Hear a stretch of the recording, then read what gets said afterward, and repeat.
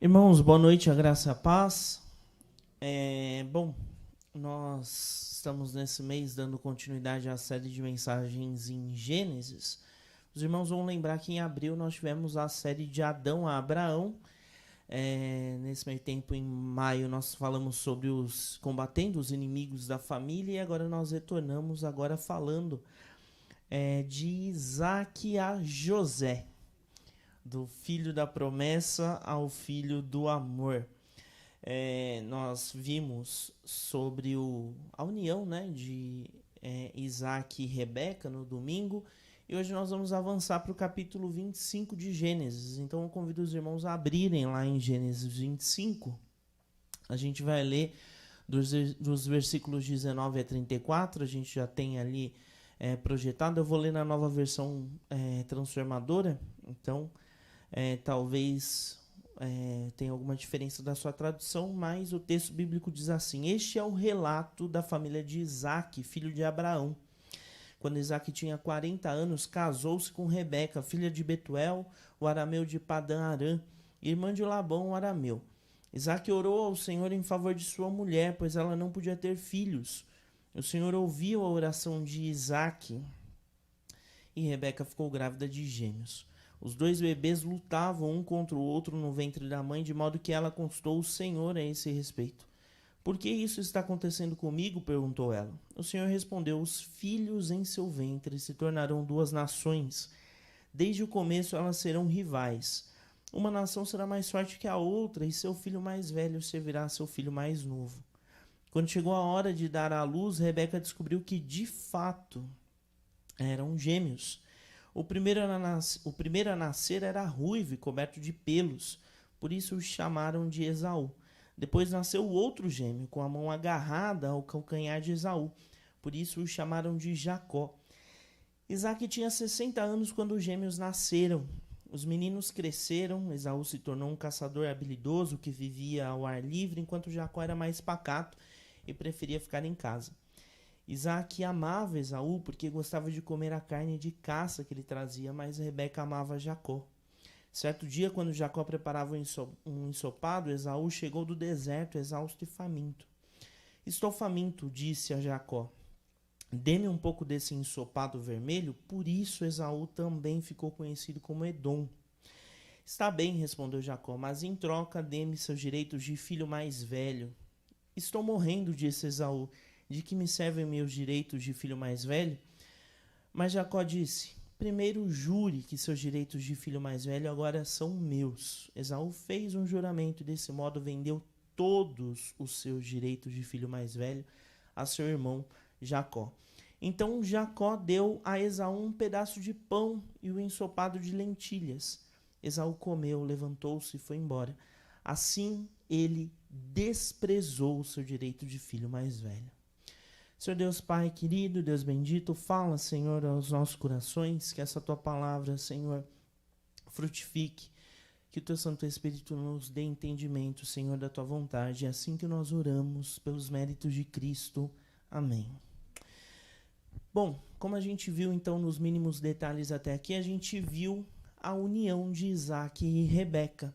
Nesse relato, a gente vê que Rebeca era estéril. E a esterilidade é uma característica dos patriarcas. Quando a gente vê lá Abrão com Sara, depois Jacó com Raquel, a gente vê como Deus agiu com esses três casais. Porque esses três casais tinham uma promessa que passava por terem muitos filhos. Só que dentro da pedagogia de Deus, foi muito interessante o fato dele trabalhar no coração desses casais, o fato de essas mulheres serem estéreis. Por que é interessante a gente ver essa questão? O registro bíblico, lá no versículo 21 de Gênesis 25, diz que Isaac orou ao Senhor. Quando a gente vai lá no original do hebraico, a gente tem o verbo ratan. E o que significa esse verbo? Esse verbo traz a ideia do orar, suplicando, do implorar.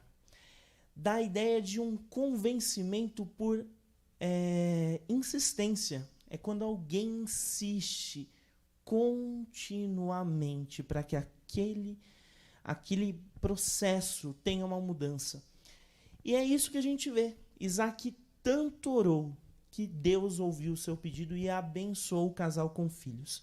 Quando a gente pega a Bíblia, especificamente no Antigo Testamento, qual é o maior sinal da bênção de Deus sobre alguém, ou sobre algum povo, ou sobre algum personagem bíblico? Alguém arrisca dizer qual que é a maior bênção à luz do Antigo Testamento? Filhos, exatamente, filhos. Quando a gente vê Deus abençoando alguém, trazendo à história a questão da bênção, a gente fala sobre filhos.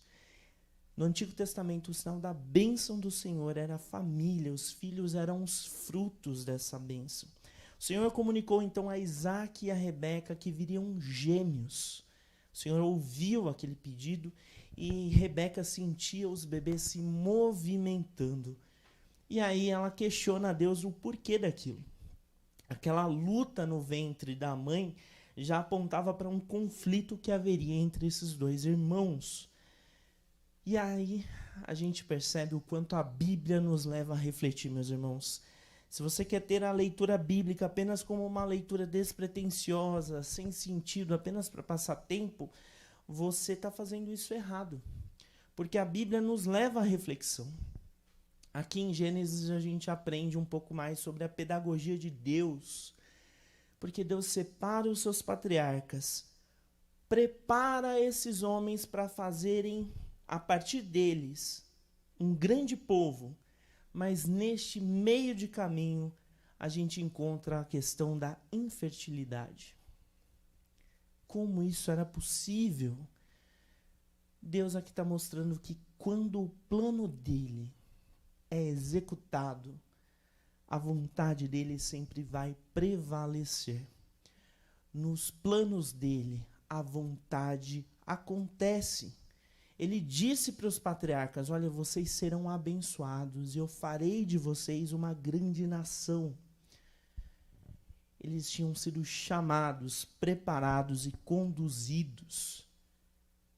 Mesmo que se eles olhassem para as circunstâncias, eles não deveriam desanimar. Porque muitas vezes as circunstâncias nos desanimam, apresentam um cenário adverso. E quantos de nós, trazendo aqui para a nossa realidade, quantos de nós não nos desanimamos? A gente não duvida, não fica inseguro. A gente tenta dar um jeitinho nas coisas de Deus porque a gente acha que Deus precisa de ajuda.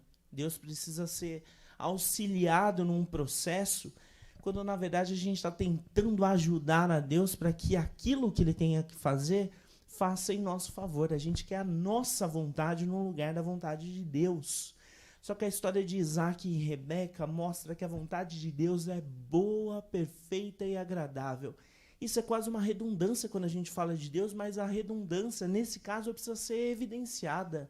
A vontade de Deus é boa, perfeita e agradável. Mesmo que para a gente nos custe muito, e nos faça chorar muito, e nos faça ter noites em claro muitas vezes. Isso vai acontecer. A vontade do Senhor é boa, perfeita e agradável. E aqui nos traz algumas lições. A primeira dela é que algumas bênçãos trazem desafios. Aquele casal não podia ter filhos, eles agora têm 2 filhos. Só que Esaú e Jacó já lutavam desde o ventre da mãe deles. Aquilo apontava para um conflito. Esaú era o primogênito, só que Jacó saiu ali segurando no calcanhar dele. Esaú era o primogênito e o favorito de Isaac, mas Jacó era o mais amado por Rebeca. A gente tem aqui esse relato de Esaú. Ao chegar cansado de uma caçada, e ele vende o direito de sua primogenitura a Jacó por um ensopado. Meus irmãos, isso é muito pouco, um ensopado. Foi por isso que ele vendeu. A segunda lição é que muitas vezes nós não temos consciência da dimensão da bênção que nós temos ou da bênção que nós somos. Esaú estava nos planos de Deus, nasceu do propósito divino. mas ele menosprezou isso, ao deixar a sua primogenitura de lado, por uma coisa tão básica, tão pequena, tão sem importância, uma refeição básica. A primogenitura no contexto bíblico aqui era importantíssima, porque o filho mais velho ficava responsável por dar prosseguimento nos negócios do pai, ficava com a maior parte da herança, com as melhores terras, ficava também com a responsabilidade de cuidar da mãe, da família. Esaú abriu mão disso. A gente está falando aqui só de coisas materiais, fora os aspectos espirituais. Ele abriu mão disso. Quando nós esquecemos ou ignoramos o propósito que nos é apresentado, nós jogamos fora a bênção que está sobre nós. É como se a gente dissesse para Deus: olha, nada do que o Senhor me apresentou me interessa. Eu abro mão de tudo isso. Eu não quero nada disso. Eu vou buscar o que é meu. Isso nos dá uma característica muito próxima com outro personagem bíblico, o filho pródigo. Nós somos, guardadas as devidas proporções, filhos pródigos. Nós abrimos mão do que nós temos, nós abrimos mão da presença do nosso Pai para tentar a vida, tentar a sorte pelo mundo. Só que o Senhor preparou algo grandioso para a gente. A presença dele. E esse conflito entre Esaú e Jacó foi berço para a batalha que perdura até hoje entre judeus e árabes. Como a gente viu, Esaú, que também ficou conhecido mais tarde como Edom, foi uma das raízes de um povo chamado Edomita. Se a gente avançar um pouquinho lá para Números 20, de 14 a 21, a gente vai ver o contexto seguinte. O povo tinha sido tirado do Egito por Moisés. E esse povo caminhava para a terra prometida. Só que para eles chegarem até o seu destino, eles precisariam passar por um trecho de terra sob domínio dos edomitas. Moisés se comunica com o rei de Edom da época e fala: olha, a gente vai precisar passar por aqui, você nos autoriza? E eles não autorizaram. Tanto é que Israel precisou dar uma volta maior, um percurso maior para poder cumprir o seu destino. Aqui a gente já tinha um conflito entre esses dois povos. Algo que, com o tempo, seria ampliado. Aquela região, aquele povo, foi extinto no pós-exílio. Mas eles ficavam localizados em uma região onde hoje mais ou menos está Israel com a Jordânia, naquela região de fronteira. A gente sabe que o povo pode ter sido extinto, mas há sempre descendentes. Então, os árabes e os judeus, ainda hoje, e a gente vê isso nesse conflito entre Israel e o Hamas, estão sempre em guerra. É importante, irmãos, que nós tenhamos a consciência do nosso chamado. A gente vai ter conflitos pelo caminho e a palavra de Deus nos deixa preparados em relação a isso. Mas a gente precisa entender que as dificuldades surgirão. E a gente não pode renunciar ao que Deus reservou para a gente. Porque se qualquer dificuldade que aparecer, a gente abrir mão, a gente renunciar ao que o Senhor preparou para a gente, que espécie de filhos nós seríamos? Porque Deus nos chamou para uma família, a família dele. E se nós abrirmos mão desse direito de sermos parte da família dele, a gente não vai ter aprendido nada do que o Evangelho nos ensina, do que nós ouvimos domingo após domingo. Quando a gente olha para Esaú e Jacó, a gente percebe que nenhum desses dois irmãos, nenhum dos dois, observa as bênçãos espirituais. Eles estavam com os olhos nas coisas materiais. Certamente Jacó não queria ser o primogênito pela promessa que tinha sido dada por Deus desde Abraão. Ele queria o contexto econômico, ele estava de olho nas terras, nas propriedades, naquilo que o recurso do pai poderia proporcionar a ele. A gente tem que ficar atento se a gente não está fazendo as coisas no nosso tempo, na nossa vida, de forma tão automática e pensando só no que é físico, no que é financeiro, no que é material, no que nos convém, no que nos beneficia. Porque quando nós fazemos as nossas orações diárias, apenas pedindo, Senhor, abre porta, Senhor, me dá isso, me dá aquilo, a gente não está caminhando para a vida, não. A gente está caminhando para a morte. Porque a gente deixa de reconhecer a grandeza do Deus que nos chamou para a vida. E a gente acha que as coisas materiais nos bastam. E a gente esquece de entender e visualizar a vida eterna. A gente acha que a vida eterna é esse período de 70, 80 anos que a gente vai ter nesse lugar. Esse lugar é só um vestibular. É como se você estivesse cursando uma etapa, um objetivo, fazendo uma preparação para um pré-vestibular. Para você prestar esse vestibular e você desfrutar de algo tão pleno e maravilhoso que o Senhor tem para você. Apesar do que algumas igrejas por aí ou organizações tentam mostrar, Deus não é um guichê de banco. Deus não é um caixa eletrônico para você ir lá achar que Ele é o financiador das suas coisas. Paulo vai nos dizer que Deus é o amor, a própria representação de amor lá em Romanos 5:8, quando ele diz assim, Deus é aquele que nos amou quando nós ainda éramos pecadores. Essa é uma clara demonstração de amor, é a mais perfeita demonstração de amor, porque por Cristo Deus nos amou. E é por isso que nós devemos ser conscientes do nosso chamado e de que a gente desfruta das bênçãos que Cristo, que é o primogênito e unigênito de Deus, nos proporciona. A gente só pode desfrutar disso por causa de Jesus. Aqui a gente vê o Antigo Testamento, mas agora, no nosso contexto, que a gente tem o Novo Testamento, a gente vê isso ampliado, a gente tem a compreensão mais completa de que é por Cristo, é nos méritos dele. A gente aprende que Esaú e Jacó, irmãos, aqueles irmãos, a como nós não devemos ser. Nós não devemos ser egoístas, nós não devemos ser mesquinhos ou centrados na nossa vontade. Mas eu creio, irmãos, que da mesma forma que Deus restaurou aquelas vidas, quando a gente continua lendo Gênesis, a gente vai passar por isso.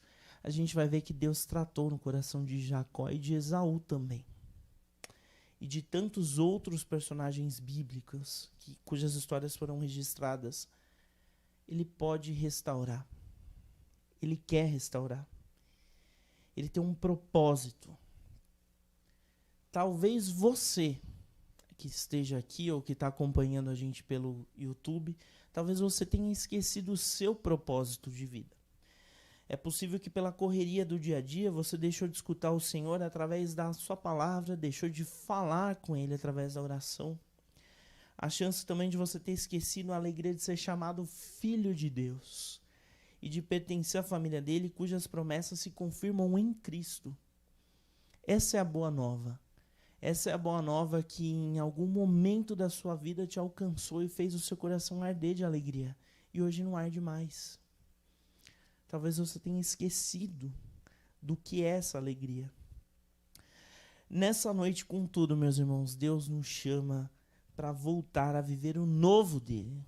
O novo dele se renova, a palavra dele se renova nas nossas vidas. Ele continua a falar, ele continua a operar, ele continua a realizar. Alguns vão dizer que as coisas ficaram no passado, aqui a gente já tem tudo completo, mas não, Deus continua a realizar. Deus nos fala através da palavra, Deus age através do Espírito Santo. Deus é pleno, supremo e suficiente. Você não precisa recorrer a nenhum outro intermediador, não vai ser um super pastor, um super apóstolo, alguma doação, você não vai precisar comprar terreno no céu, nada disso vai garantir nada para você. A palavra nos aponta que é pela graça, a graça que nos alcançou, pelo reconhecimento de Cristo como único, suficiente Senhor e Salvador. Cristo é o nosso sumo sacerdote. A única voz que você deve ouvir ao longo da sua vida é Cristo. E ele diz que restaurou a sua vida e que pode trazer de volta a lembrança da alegria de pertencimento à família de Deus. Esse é o título dessa mensagem, a alegria do pertencimento.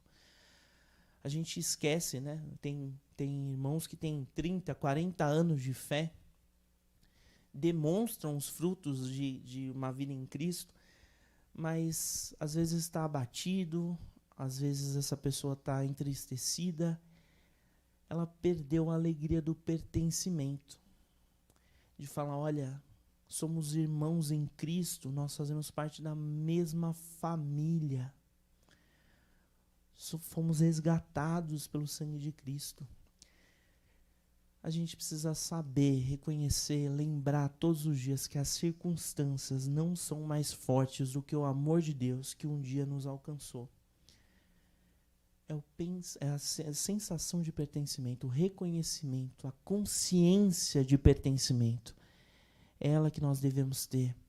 A gente não tem que pensar nas coisas materiais, a gente tem que lembrar das bênçãos espirituais. O Senhor prometeu, o Senhor cumpriu, o Senhor cuidou.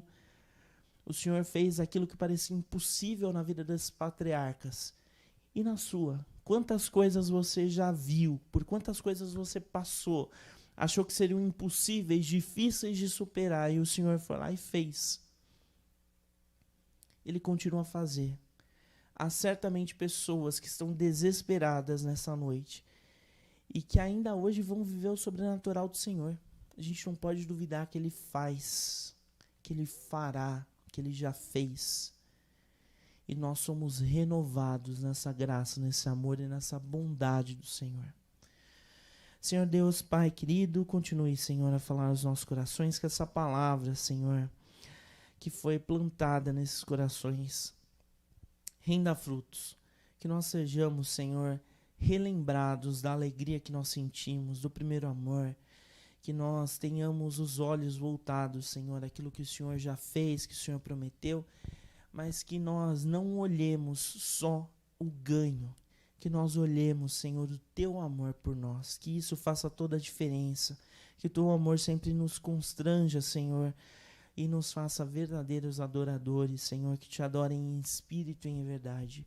Molda, Senhor, o nosso coração para que nós sejamos sempre obedientes ao Teu Evangelho, que nós sempre amemos a Tua palavra, o Teu Evangelho, é aquilo que o Teu Santo Espírito faz nas nossas vidas. Senhor, abençoe esses irmãos, nós somos gratos por cada vida aqui, por cada família representada, por aqueles que têm servido nesse culto também, Senhor. Cuida, Senhor, dos nossos corações e nos abençoe, Pai, no Teu amor. Nos abençoe na consciência de pertencer à Tua família, Pai. É assim que nós oramos, em nome de Cristo Jesus. Amém.